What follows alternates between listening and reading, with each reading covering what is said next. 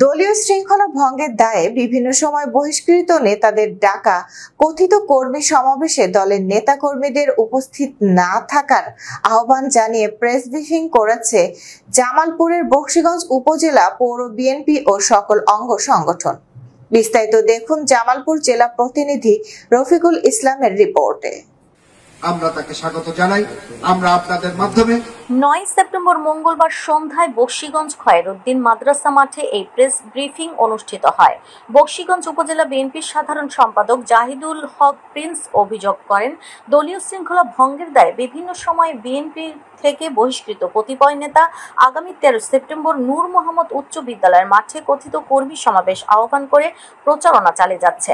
তিনি বলেন, যারা বিগত সরকারের সময় দলের কেন্দ্রীয় সিদ্ধান্ত উপেক্ষা করে স্থানীয় বিভিন্ন নির্বাচনে অংশগ্রহণ করেছে, তারাই এখন বিএনপির অগ্রযাত্রাকে বাধাগ্রস্ত করতে ষড়যন্ত্রে লিপ্ত রয়েছে।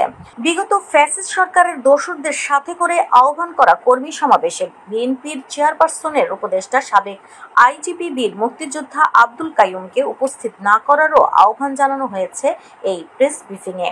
এ সময় উপস্থিত ছিলেন বকশীগঞ্জ উপজেলা বিএনপির সভাপতি মানিক সওদাগর, পৌর বিএনপির সভাপতি অ্যাডভোকেট আনিসুজ্জামান গামা, সাধারণ সম্পাদক সাইফুল ইসলাম শাকিল সহ দলের বিভিন্ন অঙ্গ সংগঠনের নেতৃবৃন্দ। প্রেস ব্রিফিং এর বক্তব্য রাখেন উপজেলা বিএনপির বিপ্লবী সাধারণ সম্পাদক জাহিদুল ইসলাম প্রিন্স। আমরা প্র্যাকটিক্যালি আমাদের তৃণমূলের নেতাকর্মীকে সাথে নিয়ে আমরা সেটা সাংগঠনিক হইতে প্রতিহত করার সর্বাত্মক চেষ্টা করব এবং সেই রাইটনেস দল কেন্দ্র আমাদেরকে দিয়েছে।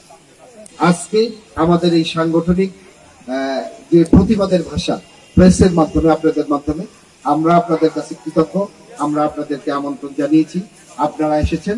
আওয়ামী লীগের সাথে সম্পৃক্ত আপনারা খোঁজ খবর নিয়ে দেখেন, এখানে মিডিয়া ভাইয়েরা আছেন, আপনারা সবাই জানেন চিরজীবনের জন্য সে বহিষ্কার এবং সে বলেছে আমি যতদিন বেঁচে আছি বঙ্গবন্ধুর আদর্শ নিয়ে বেঁচে থাকবো।